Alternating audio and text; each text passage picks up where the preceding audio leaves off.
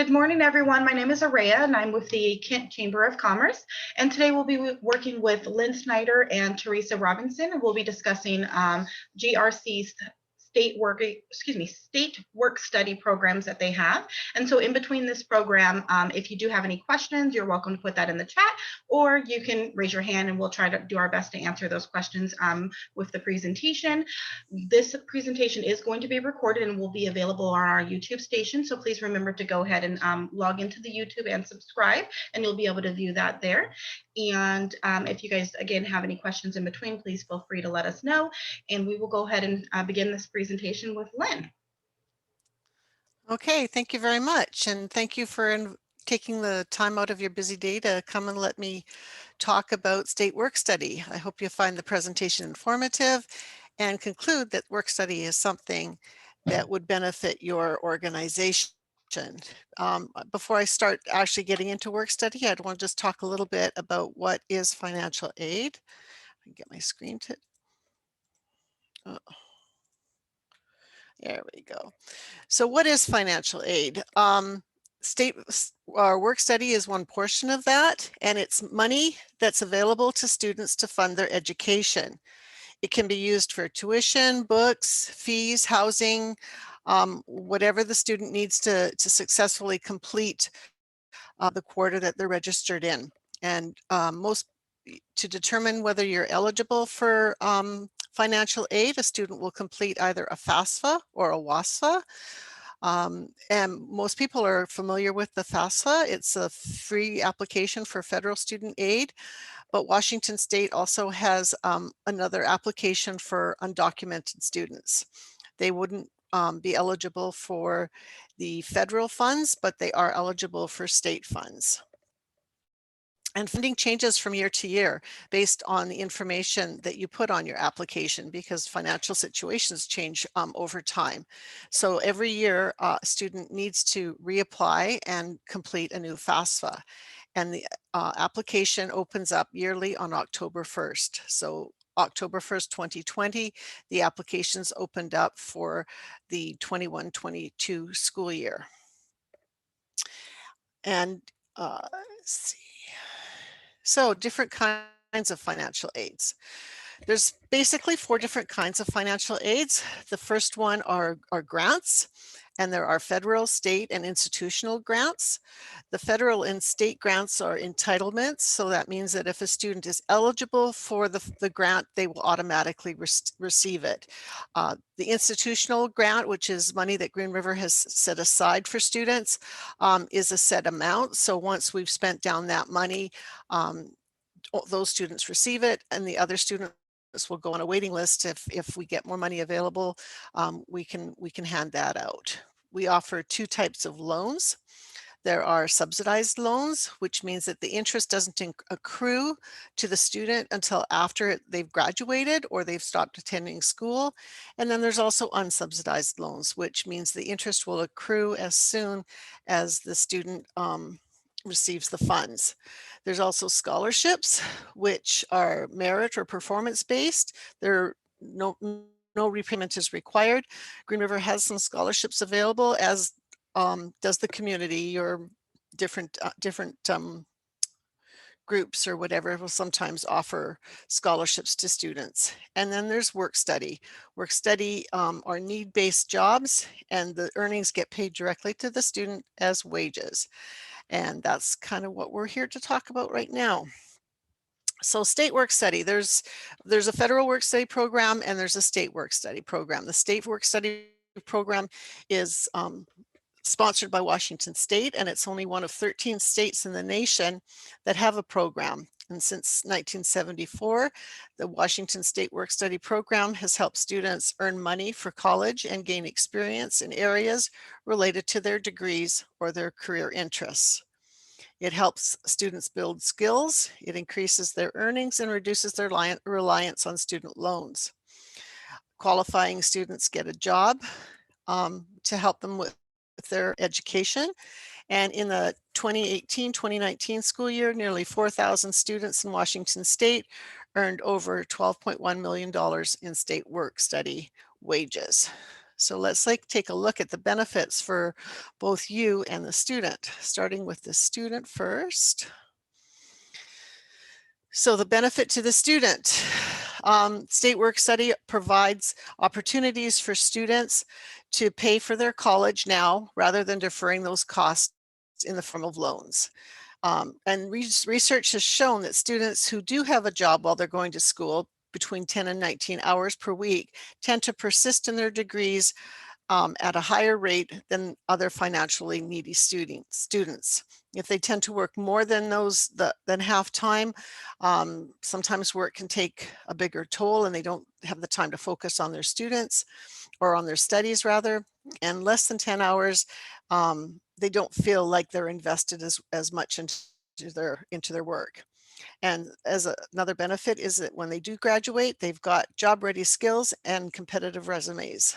I think we can all remember to the first time we had to complete a resume for and we had to put job experience, and we kind of looked at it and said, okay, I have none. Well, this program helps them put something in there. And the benefits to the employer. So you get to preview some talent. You hire students with skills that you need, and you can potentially find ideal postgraduate employees. There's a number of students who will work in work study, and then when they do finally graduate, their employer is impressed with them, and they have a full-time job when they graduate. You get to shape the workforce. You can train and mentor your students, ensuring that they have the skills that you need when they graduate. And it also saves you some money. Partial wage reimbursements up to 70% will help offset your costs. This means that you get more work at a lower cost, and you also could save on future recruitment and hiring costs if the student employees are retained after graduation. So if you're wondering whether you qualify for a student, let's take a look at that. So who can qualify or participate in the study? The following types of employers are eligible to participate in the program: public and private colleges, municipal, state, federal agencies, nonprofit organizations, and for-profit businesses. So those are employers producing goods or services or for sale or to release to others. So that's pretty inclusive. So is there anybody that cannot? An eligible employer would be any church entities that has a direct association with a controlling sectarian organization. So this does not, it does include daycare centers and educational institutions, but in some cases, hospitals may be allowed to participate. Employers who don't comply with federal, state, and civil laws, any employer who won't pay comparable wage rates, and we'll talk about comparable wage rates a little bit later, and any elected official who would use the students' work to enhance their political goals, and students who are part owners of a business. So if you own a business and you're attending Green River and you want to hire yourself to do work study for the business, that you wouldn't be able to do that. So now that you found out you're eligible to hire a student, let's take a look and see how much you'll be reimbursed. I can get my slide to sneeze. So what is the reimbursable percentage? State Work Study Program will reimburse a percentage of the gross wages you pay to the student employee. And the reimbursement is based on employer type. So for example, a profit business would, the State Work Study Program would pay 40%, and the employer would be required to pay 60%. If for public institutions, private institutions, governmental agencies, or city, county, state or federal, the State Work Study Program will reimburse 60%, and the employer would be required to pay 40%. And for nonprofit community service providers and school districts and STEM businesses, the State Work Study Program will pay 70%, and the employer would be required to pay 30%. So what payments are reimbursable? What will you be reimbursed for? The employer will be reimbursed a percentage of gross wages, including paid sick leave hours authorized by Initiative 433. So we'll talk a little bit about reimbursements in a little bit in a later slide, but first let's talk about what won't be reimbursed. So what payments to the student is not reimbursable? If you fail to submit your information to the college, you won't be reimbursed for that. So wages earned but not, or paid but not submitted to, in this case, Green River College, by specific deadlines won't be reimbursed. Hours worked over the student's award amount. So if a student is permitted to work 19 hours a week, but you choose to work that student 30 hours a week, you're not going to be reimbursed for those last 11 hours. Commissions, bonuses, holiday pay, and travel reimbursements. Those are things that you will not be reimbursed for. So next thing, we're going to look at the hiring process. So if you want to hire a student, how are we going to get that done? The first thing you need to do is you need to determine what kind of work you need performed and the necessary qualifications. We really try to make an attempt to match a student into their area of study. So some of the areas of studies we have at the college are automotive technology, aviations with both an AA degree and a bachelor's of science degrees. We have business courses in accounting, administration, and management, both at an AA level and a BAS degree. We have CAD design and engineering technologies. We have computer science, hardware and software with both an AA and a BAS degree. We have early childhood education classes, health science, nursing, occupational therapy, physical therapy, machining, manufacturing, natural resources, both AA and bachelor degrees, and welding. And that's just kind of a sample. If you have a business and you want to explore work study, we can certainly work with you to see if we have the right student fit for you. As I say, this is just a sample of some of the courses we have. So the first thing you're going to have to do is you're going to have to complete a contract with the state and then complete a job description for the student.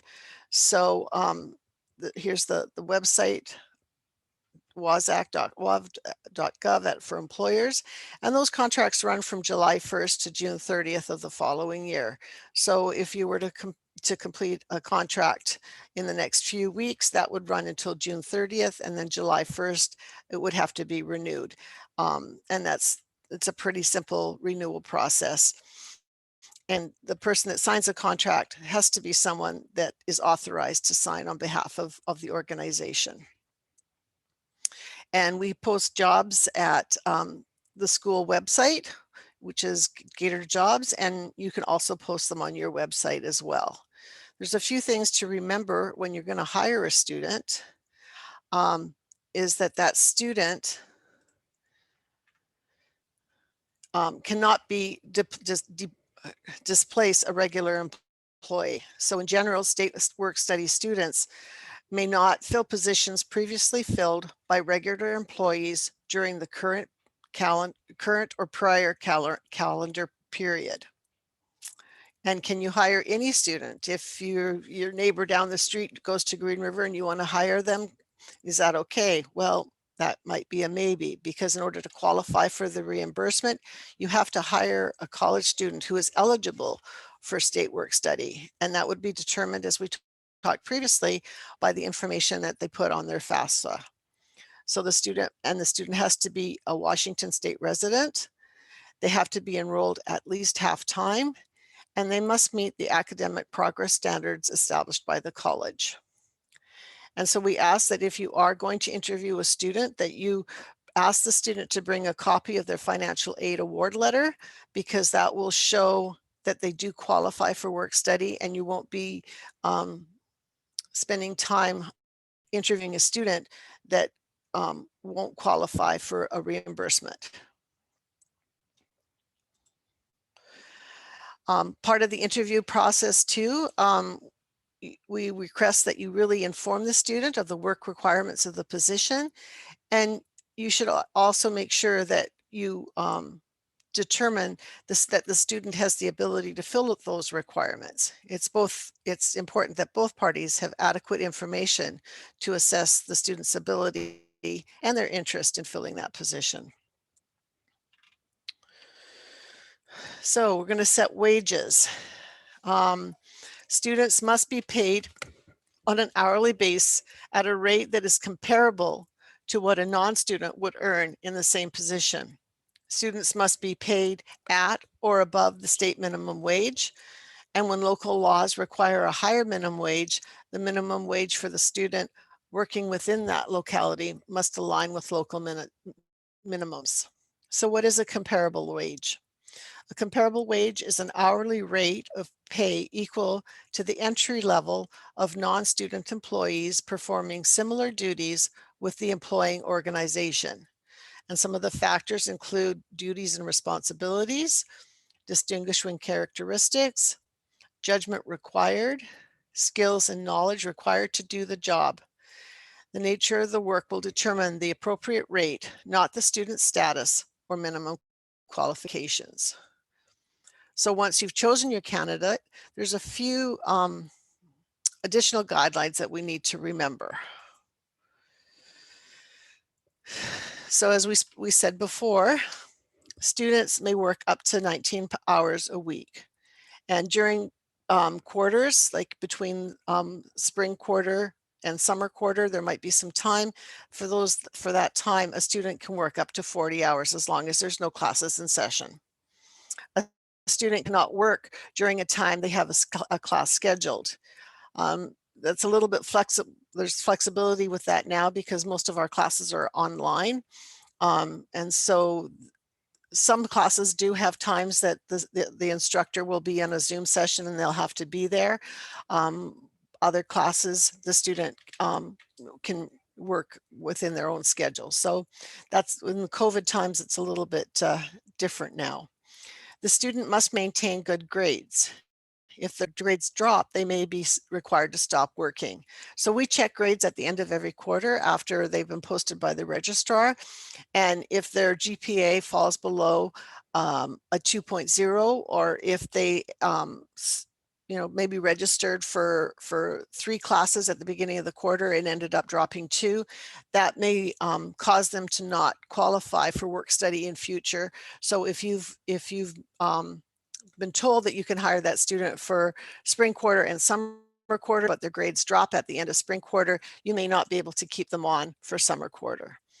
And we also ask that you remember that this is meant to be a learning experience for the student. Sometimes the student has never worked in this field before. Sometimes it may be their first job. So just be patient. And if things are a little bit iffy at times, just use those as teachable moments, because you are, in a way, one of those students' instructors. So the employer responsibilities, what are your responsibilities towards the student? So we ask that you provide adequate and reasonable supervision for the student employee. Remember that you're a vital part of that student education, in mentoring them, in showing them what's required, and just helping focus their future education and their future career. You ensure that the student does not start work before the start date listed on the award letter, and does not work beyond the end date, and completes all the hiring paperwork. So if the student starts working before our contract date, those hours may not be covered. We ask that you ensure that the total earnings do not exceed the amount for which the student is eligible for. And we'll provide an example of that in just a little bit. And we ask that you notify the college of any changes in the student's employment, if they have a different job title, if they're promoted, if they're terminated. We ask that you notify the college of any changes in your business, either your name, your address, your identification number, and also that you attest to the wages by signing the timesheet and follow all state and federal employment laws. Any questions so far? Okay, well, I'll just keep going then. So monitoring earnings. Okay, it's important to keep track of the student's award amount. So if you hire student X, we will say this is how much the student has in their state work study allotment, and you'll need to keep track of that amount. And we'll only reimburse for a maximum of 19 hours a week. So as I said before, if you choose to work that student 30 hours and the student agrees to that, we will only reimburse for a maximum of 19. And once the student has reached their maximum eligibility, they must stop working. If you keep that student on, you will be responsible for the entire wage without receiving reimbursement for amounts in excess of the award. And that you also have to pay that student at least once a month for their total compensation less deductions. And deductions include federal insurance contributions. They may include workers' comp, unemployment insurance, federal tax withholding, or state retirement if you have that. So here's an example of a state work study student. So Jane receives a $3,000 award for the fall quarter, which goes from January 1st or September 1st, pardon me, to January 6th. And she's going to be paid $15 an hour. So that was the comparable wage that was determined. So how do we keep track of this? Well, this is just a possible spreadsheet that might work for you. So step one at the bottom shows that the total amount of the award was $3,000 and her hourly wage is going to be $15 an hour. So she can work a total of 200 hours in the term. And then step two, so once we know she can work 200 hours, we do a quick Google ask and we find out that the number of weeks from September 1st to January 6th is 18. So the average number of hours a week the student can work if they're going to work for the full 18 weeks would be 11. And so up in the top, the total award received is 3,000. Estimated hours is 200. So this would just be a fill in of the amount paid, the 180, 225, and 120. And then this would just be a fill in of the hours worked. So this gives us the remaining funds, and this gives us the remaining hours. When one of these when one of these totals zero, that would be the total reimbursement. And if you look over on the side here, that the hours have varied between 12 hours in week 1, 15 hours in week 2, 8 hours in week 3.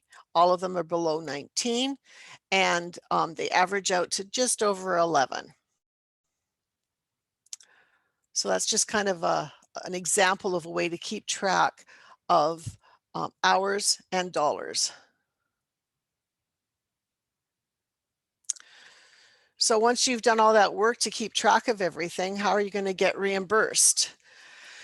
So the employer must ensure a daily record of hours worked by the student is maintained. So that's basically a timesheet.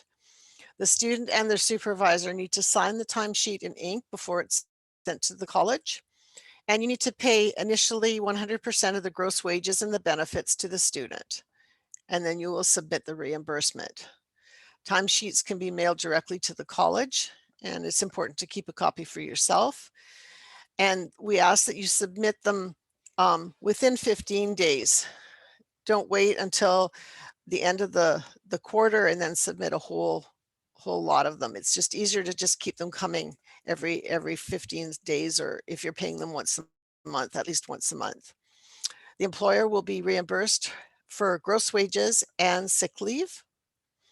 And you should receive your reimbursement within 3 to 6 weeks after submitting your timesheets. It's probably closer to the 3 than the 6. And unless there's errors or questions or things that we have to work through. Any questions? Okay, so some of the questions that are frequently asked are, can student workers work on a commission basis? No. Okay, we ask that a student is paid an hourly wage for the duties that they perform. And can I offer room and board or other goods and services in exchange for hours work? No. The student must be paid an hourly wage for hours that they work. If a student is not performing, what if a student is not performing satisfactorily? So as I mentioned before, we just ask that you work with the student, point out the problem, take corrective measures right away, mentor that student. Remember, this is part of the student's education. And if it's just not working, can I fire a state work study student? And the answer is absolutely yes. However, if possible, first offer the student a chance to correct the problem, and we will require a reason, preferably in writing, as to why that student was terminated. And can a state work study student be laid off? And the answer to that is also yes.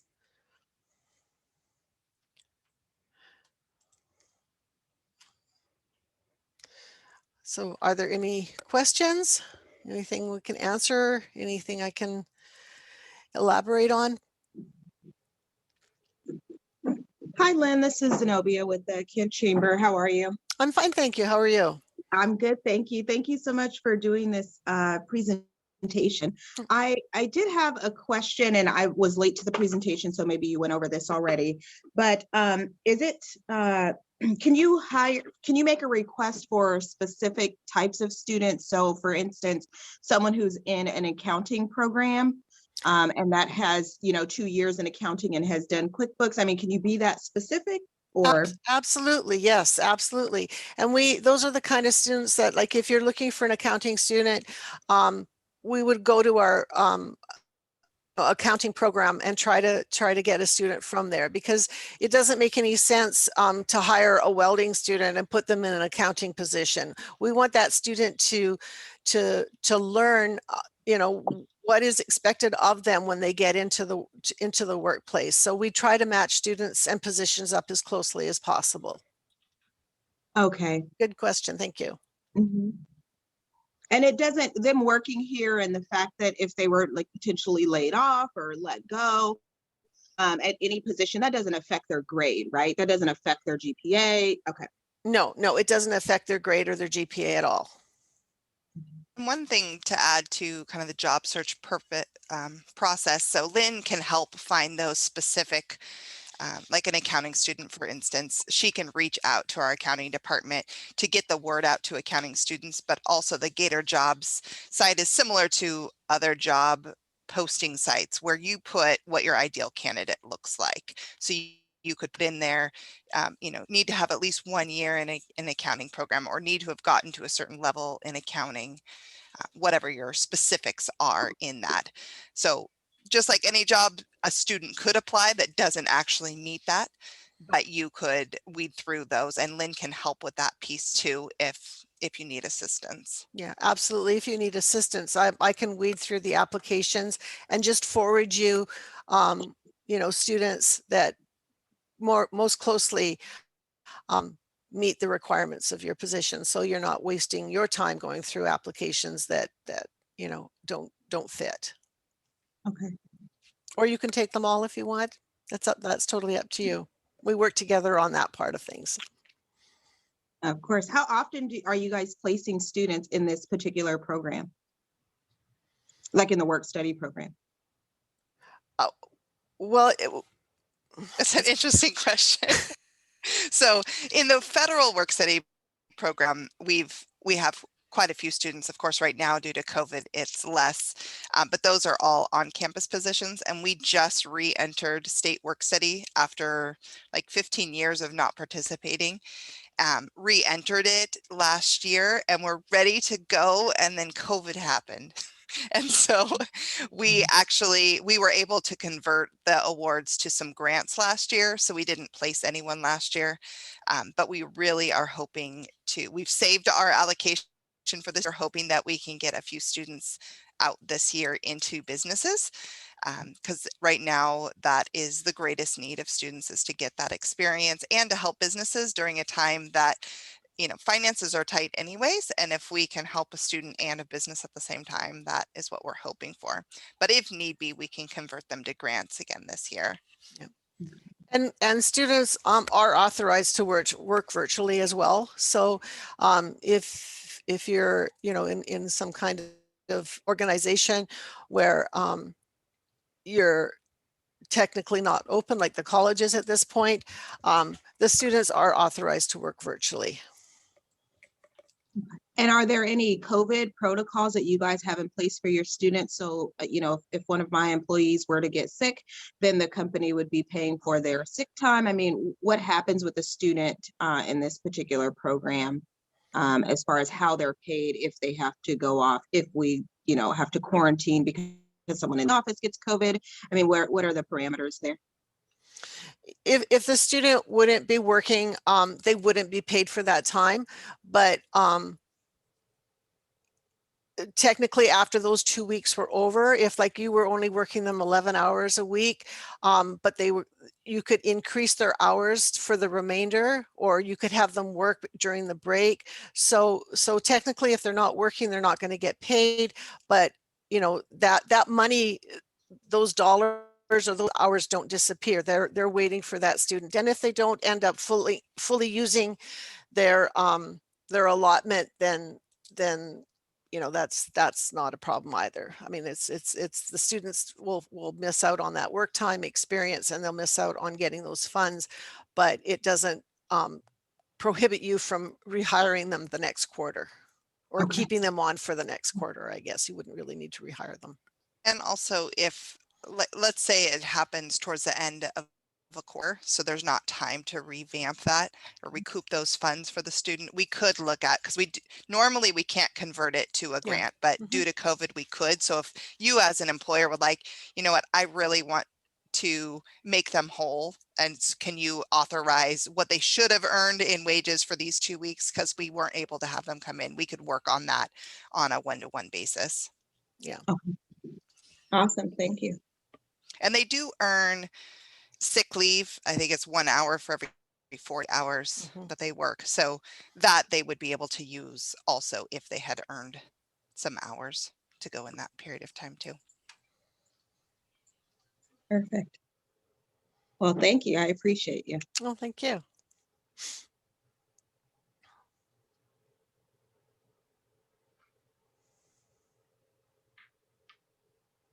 I didn't have any questions in the chat. Does anyone else have any additional questions? I found the talk by Lynn and Teresa, this topic was enlightening for me. I'm a professional employment specialist. I provide my consulting to a local salon, Abyssinia Salon, and we're hiring for experienced stylists, but it made me think that going longer term, we should probably have a more diverse talent pool, and that maybe we should consider work study. I'm a former work study person from going college 40 years ago. So I got to experience the income earning as well as the soft skill improvement, even though the work study I did was washing test tubes in a chemistry lab and front desk security worker. So it didn't help me with my marketing and sales career, but it gave me some great experiences. So I could see the value, and then from the employer's point of view, like you said, costs are tight, and if there's some reimbursements that we can get by helping people mentor, and but we're looking for people that are they're going to become stylists. So but it at least expands our thinking. We should be including that in our talent base. So I appreciate your presentation today. Thank you. One other thing, Charles, so in your specific situation, you might check with other colleges that do have programs that produce stylists to see if they participate in work study. So it may not be through Green River, but the program itself is a statewide program. So you might be able to find some help there. And also thinking too about, you know, like, would a salon benefit from a dedicated front desk person to do, you know, the check-in, the COVID check-ins and all that Right, stuff, right. that having maybe during peak times, having a work study student where the cost to the institution isn't going to, or that to the salon won't be as high as if you were hiring just an average part-time person. Right, right. I agree. Actually, it made me reflect our hiring in the last 90 days. We did get a candidate that was going to a beauty school, and none of this discussion about work study entered our whole job search process. And now I feel like by attending this talk today, it's better prepared me going forward that anytime they're connected with any branch of education, we should be at least exploring if because I'm afraid we put that person in jeopardy if they were part of some work study program and I wasn't aware of it. We might have been violating their conditions of those programs by not matching up you know, their work hours with their commitments to the educational institution. So never even thought about those things. Well, that's why we do these workshops, Charles. So I'm glad that you got that information. Is there a slide, if we could go back, is there a slide like, you know, top 3 reasons for someone to do this, why a business would want to do it, the benefits? Again, I was late, so I'm sure that you ladies already went over that. Yep. There's benefits to students and there's also benefits to an employer. Perfect. And then how someone would go about, so the Gator, is it like a portal that do organizations have access to that portal? Do they give the information to you and you upload it to the portal? The job descriptions, you mean? Yeah, the job description. Yeah, absolutely. When you, there's this there. So you'll have to, the first thing you have to do is you have to sign an employer contract with the state and then also provide the job description to the state. But we also, through Greater Jobs, we can post that job on our school website. You can also post it on your website if you want. And then working together, we work together to find the candidate that would be, you know, maybe a group of 5 or 6 or 10 or however many you want of candidates that we have at the school that would benefit from the position that you're posting, as well as give you the most qualified candidate for that posting. And Gator Jobs can, you can kind of choose your own adventure of what you want. If you want Lynn to help more, be more involved in it, she can help post that. But outside employers can also just post, and you can even post non-state work study jobs on there. Just, I'm looking for part-time help or even full-time help, and just getting to the audience of college students. And it's a consortium of many schools, so you'll see a lot of times jobs all up and down the I-5 corridor. Yeah, and those jobs will state if they are work study. So if a student knows that they're receiving work study funds, they know that those jobs are set aside specifically for them. But then there are jobs for any student. You know, as Teresa said, that if you have a position that you want posted, you can post it on there, and it doesn't necessarily have to be one that you're looking to use a work study student for.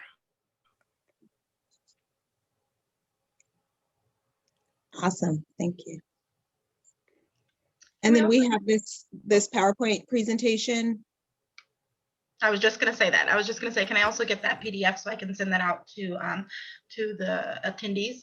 Absolutely. Thank you.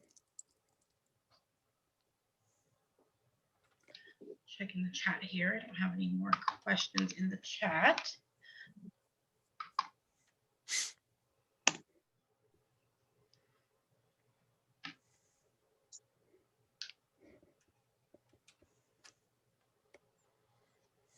So I will definitely go ahead and resend that presentation along with the recording of today's workshop out to all of our attendees hopefully we'll get that taken care of. If you guys have any additional questions, I'll also make sure that Lynn's contact information is in there for you guys to reach out to her.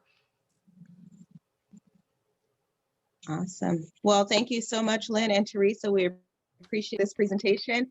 We plan to get it out to folks, obviously, that were here, but folks that weren't able to make it. I think for the business community, it's going to help, and we're just not aware of it. So I was happy to hear about this a few months back, and I appreciate you guys' willingness to so quickly get this presentation in front of our members, in front of the community, and we will be a partner in making sure that we can help these students be placed here in the city of Kent. There are many jobs available. And there's many organizations that would benefit. So we will do what we can to make sure that we make that connection, starting with the chamber. I mean, you know, that's our commitment to make sure that we are kind of practicing what we preach, and we want to show folks that this is a viable well, obviously it's a viable program, but a program that works and a program that does enhance our community, and we're able to give back the way that we can. So we appreciate you today, and I'll be in touch pretty soon.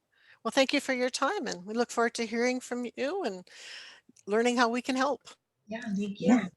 Thank you again. You guys have a great day. Thank Thank you. you. All right. Thanks Bye-bye. for having us.